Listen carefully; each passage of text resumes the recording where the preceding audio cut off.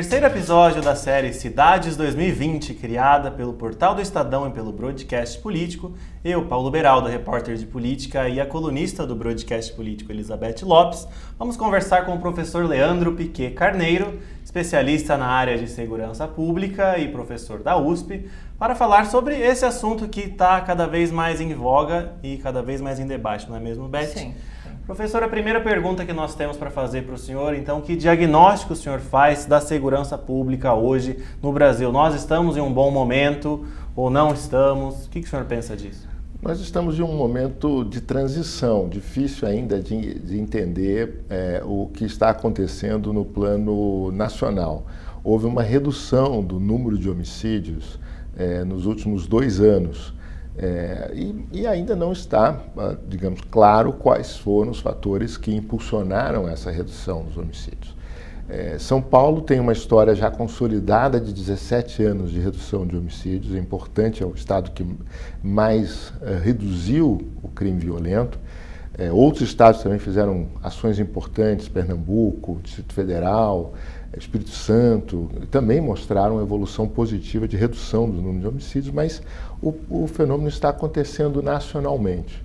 Então ainda estamos tentando entender, os que estudam o tema, o que pode ter determinado essa redução dos homicídios. Obviamente, como a notícia é boa, uma disputa entre versões, autorias, lideranças políticas tentando reivindicar esses bons resultados, mas do ponto de vista, digamos, do estudo, da análise de dados, da tentativa de encontrar causas mais profundas desse processo que possam ser empiricamente demonstradas, ainda não sabemos. Então esse é o grande momento, estamos melhorando com relação a uma situação muito ruim. Então ainda estamos no momento de muita violência, é um dos países mais violentos do mundo, taxas por 100 mil, né, quer dizer, para comparar com os países de outros tamanhos, e essa situação ainda é o grande desafio para a sociedade brasileira, assim, o que fazer diante desse problema. Então estamos enfrentando um debate também sobre as atribuições, o que faz o Estado, o que faz o município, o governo federal, muita coisa interessante acontecendo e muita coisa errada, decisões equivocadas, eu acho que principalmente na área que regula a questão das armas de fogo, eu destacaria como um ponto negativo nesse debate. Agora, outras coisas, mesmo o governo federal atual tem acertado, né, na questão da priorizar o homicídio como um crime mais importante a ser combatido, definir pontos de intervenção pelo país, de cidades mais violentas, para testar experiências de políticas sociais e políticas de controle e prevenção ao crime. Isso tem sido feito pelo Ministério da Justiça do atual governo e vários governos estaduais e municipais com agendas criativas, interessantes, que eu acho que merecem uma análise. Professor, mesmo com o número, né, com a redução no número de homicídios, como o senhor mesmo citou, a sensação de insegurança da população é crescente. Eu vou pegar exemplos, por exemplo, né, tivemos em São Paulo, o caso no baile funk, na favela de Paraisópolis, né, 9 jovens mortos. Temos o Rio de Janeiro, né, as chamadas balas perdidas, que acabam encontrando alvos inocentes, como crianças. Né? Como resolver essa questão? Se de um lado, né, estatisticamente o número vem caindo, né, como o senhor mesmo falou, um dado positivo pelas políticas públicas que estão sendo executadas, pelos projetos. De outro lado, nós vemos assim uma escalada de casos, né, que geram verdadeira comoção da população. Como compatibilizar, como resolver? Existe uma fórmula fazendo alguma coisa? Qual a sua avaliação deste ponto? Eu acho que são processos muito diferentes, os estados são muito diferentes do ponto de vista da capacidade das polícias, do momento que enfrentam, do ponto de vista inclusive do crime que se manifesta em cada estado. Há estados que estão profundamente afetados pela presença de um crime organizado cada vez mais agressivo, presente, como é o caso do Rio de Janeiro, já desde os anos 90. Né? Quer dizer, e nunca se resolveu. São Paulo e o caso de Paraisópolis são muito diferentes. Eu acho que Paraisópolis foi um erro muito grande, muito grave da Polícia Militar, certo? E gerou uma perda horrível para a sociedade. Né? Quer dizer, jovens inocentes, numa situação que não tem nenhuma justificativa do ponto de vista policial. No entanto, a Polícia Militar de São Paulo é talvez o melhor exemplo do que pode ser uma boa polícia ostensiva, certo? Apesar dos erros. Os erros são muito presentes no trabalho de polícia. É um trabalho muito complexo e o fator humano é muito relevante. Então, a perda de controle de uma situação específica pode gerar uma tragédia das proporções que gerou. Então, eu acho que muito importante eu acho que faltou por parte da Polícia Militar nesse momento um certo reconhecimento do erro cometido, uma abertura para entender quais foram os fatores que levaram a esse erro e tentar revisar isso de forma mais clara, mais transparente, longe dessa muralha de defesa corporativa que geralmente as polícias erguem, e nesse caso, infelizmente, a Polícia Militar de São Paulo ergueu em torno desse caso. Ela se defendeu corporativamente, voltou as costas para a sociedade, não aceitou a crítica, não aceitou dialogar, não aceitou investigar os erros da forma que deveria, e que, mais uma vez, isso acontece no mundo. Tenho um enorme respeito pela Polícia Militar de São Paulo, cooperação, trabalho em conjunto, tenho apreço mesmo do ponto de vista de como instituição. Agora, é preciso dizer, errou, e errou gravemente, não foi um erro qualquer. Certo? E precisa ter, inclusive, um sentido de compaixão, de identidade com as vítimas, que é importantíssimo. Então, eu acho que esse é um momento importante de qualquer polícia no mundo, quando se depara com erro, é pensar por que erramos de forma tão grosseira, de forma tão trágica para a sociedade, diante da sociedade. Então, vamos reparar, vamos investigar esse erro. Eu acho que é isso que uma instituição policial de qualidade faz isso. A Polícia Militar de São Paulo fez na favela naval. Se abriu. O primeiro movimento é sempre de defesa, mas a sociedade faz o seu papel, a imprensa faz o seu papel e a crítica resulta numa reflexão sobre o erro. E a melhoria decorre disso, o desenvolvimento institucional decorre desse debate. E no Rio, professor?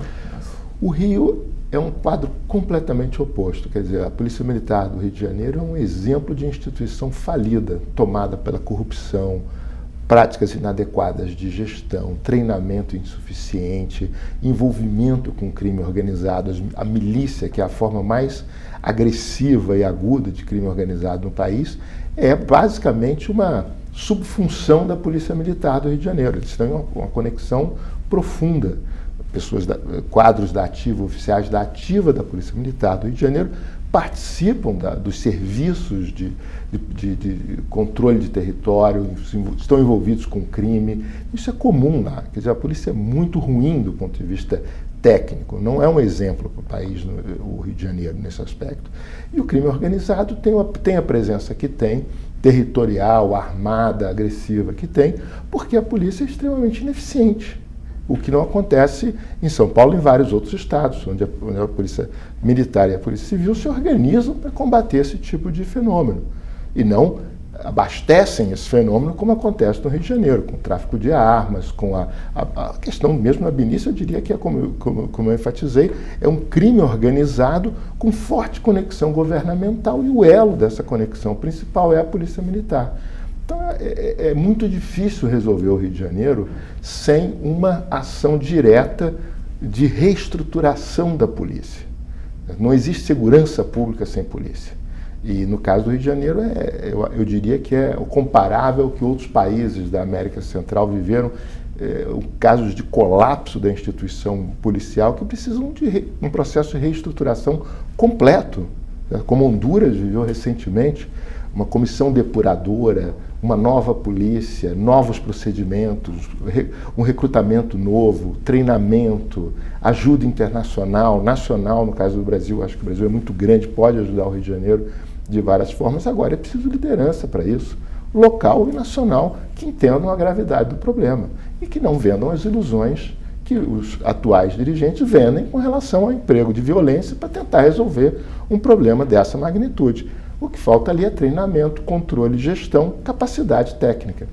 Professor, é isso que eu queria falar com o senhor. Nós tivemos uma renovação muito grande nas casas legislativas ao redor do Brasil, no Congresso Nacional também, e um fortalecimento muito grande do que se chama de bancada da bala, né? Policiais, militares, enfim, que chegaram ao governo. Olhando para esse primeiro ano de mandato, Que impacto o senhor vê desses novos parlamentares que assumiram, enfim, posições que não tinham anteriormente?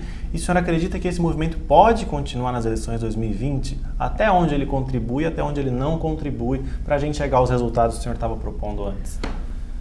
Olha, a segurança é uma demanda da população. Eu acho que houve uma falha muito grande também dos setores mais de centro, no centro político e na esquerda, que foram dominantes na política nacional nas últimas décadas, e incorporar esse tema, entender a importância que esse tema tem e a urgência que a população dá a esse problema.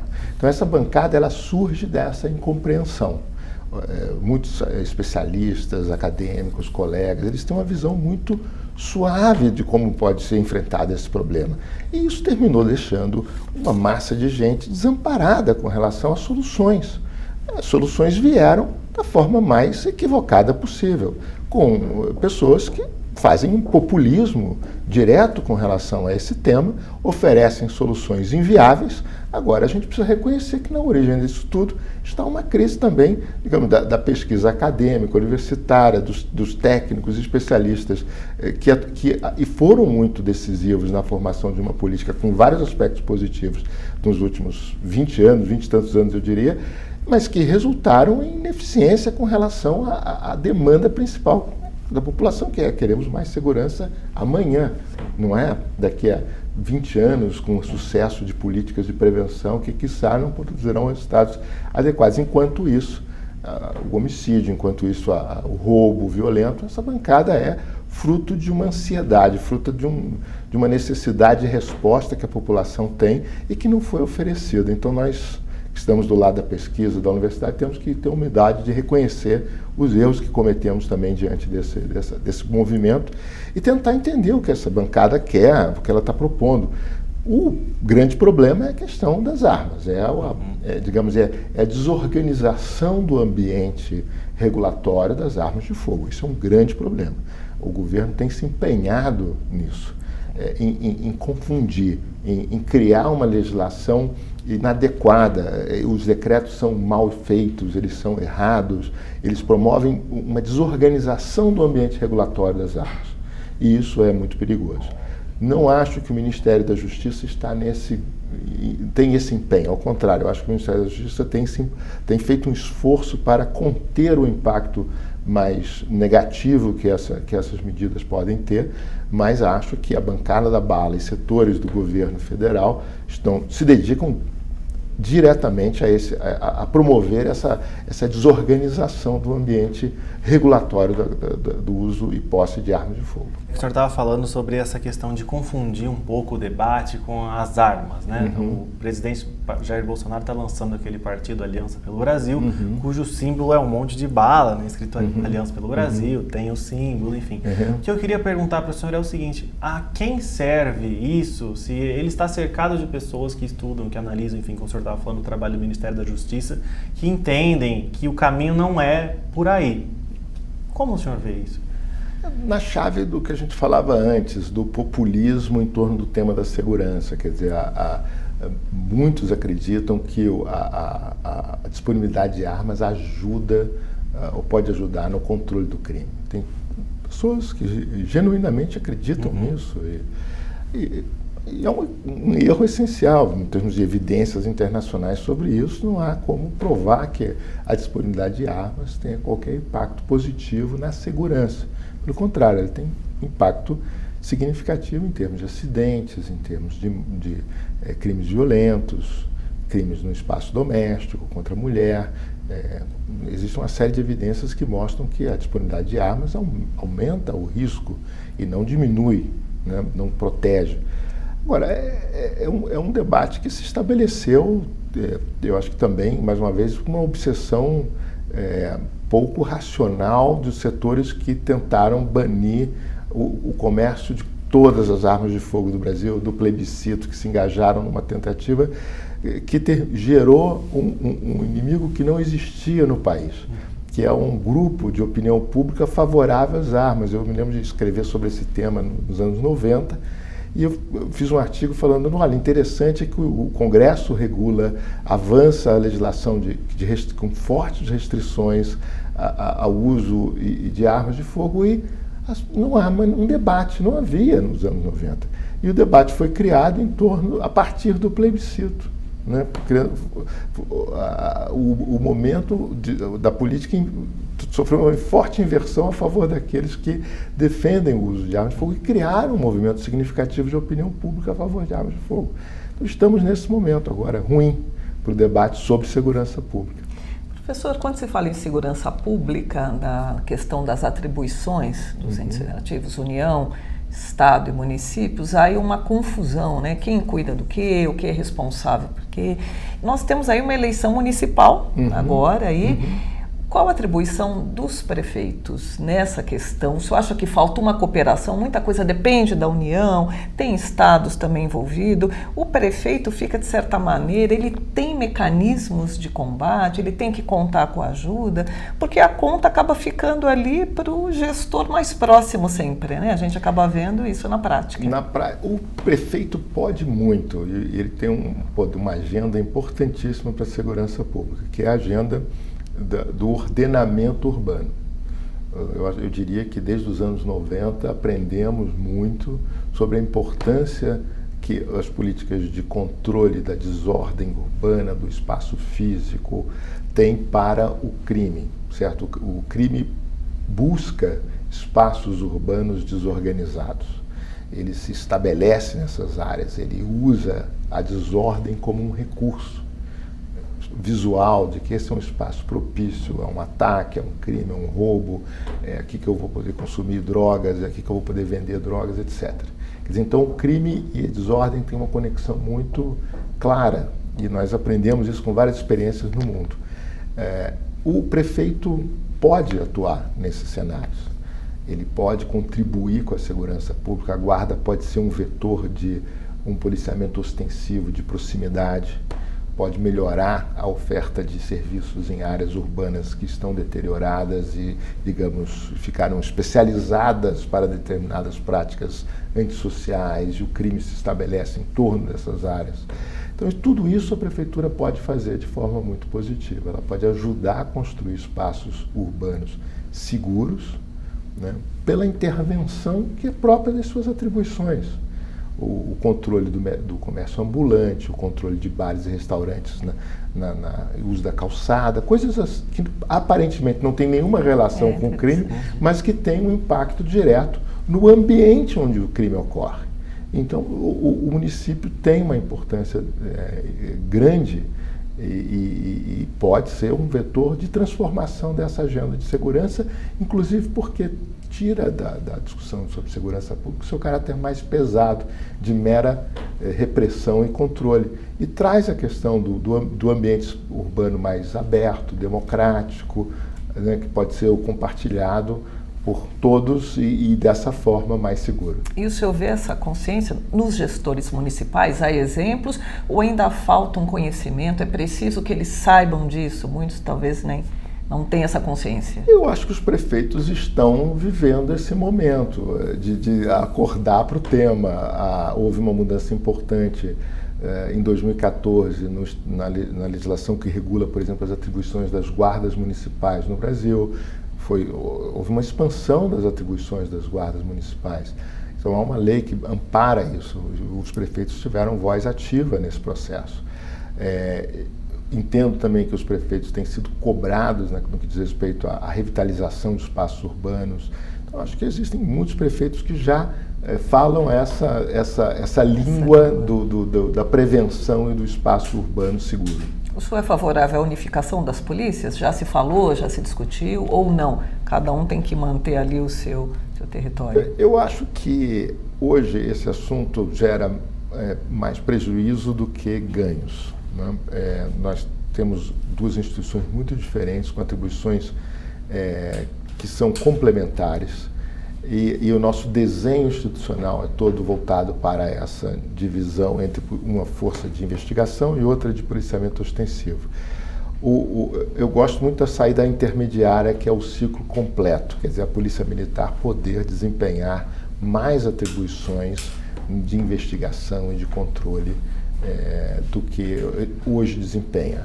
Mas a Polícia Civil, ela tem muito peso no processo de investigação, na relação com o Ministério Público e com o Judiciário. Eu acho que não seria muito prudente a gente avançar nessa agenda nesse momento, pelo custo que essa transformação teria para o país. Professor, só para a gente ir finalizando aqui, nos outros episódios a gente sempre pergunta para os entrevistados alguns bons exemplos, né, de cidades ao redor do Brasil que estão fazendo coisas boas. Eu queria que o senhor falasse, às vezes, um caso que não é muito conhecido aqui no Brasil, do que vem sendo feito de medida concreta mesmo, que possa servir de exemplo, enfim, de modelo que seja implantado em outros lugares. Olha, São Paulo tem um programa muito interessante de integração do sistema de monitoramento de câmeras da prefeitura e das câmeras privadas, né? Se chama City Câmera, né? É o nome do projeto. E qualquer estabelecimento comercial, domicílio, pode ligar a sua câmera no sistema de monitoramento da prefeitura. Pode requerer esse link e, com isso, transmitir suas imagens para o sistema de monitoramento. Isso ajuda muito, porque criou um sistema de monitoramento eletrônico muito capilarizado, ajuda no planejamento, na investigação, na prevenção de crimes. É um exemplo que eu diria que aconteceu de forma silenciosa e muito bem sucedida. Acho que o governo do Eduardo Paes, no Rio de Janeiro, se preocupou muito com essa agenda do local, da intervenção. Criou um programa na época que existiam as unidades de polícia pacificadora, ele criou as unidades de ordem pública, o OP, que eram áreas, centros de bairros comerciais, nos quais em que havia um aumento da presença da guarda municipal, atividades de ordenamento, e foi possível monitorar os efeitos positivos que essas atividades de ordenamento tiveram para a construção de ambientes mais seguros. Eu acho que também existem exemplos interessantes no Nordeste, de Recife, com a revitalização do centro histórico, de trazer de novo a visitação, a presença, empresas para os setores, para uma área inteira da cidade que estava abandonada. Isso já aconteceu há muito tempo, mas isso tem se mantido, um pouco com altos e baixos, mas é uma política que tem dado sempre muito resultado onde acontece pelo mundo afora. Quer dizer, revitalizar, trazer a população, trazer gente para morar em áreas que foram abandonadas e que podem ser de baixo custo, e isso geralmente produz um ambiente mais seguro e mais compartilhado. Legal, professor Leandro Piquet Carneiro, obrigado pela sua entrevista, obrigado Elizabeth Lopes. E a você que nos acompanhou, obrigado pela sua audiência. Para assistir os próximos capítulos, pode entrar no portal do Estadão ou no YouTube da TV Estadão. Até a próxima!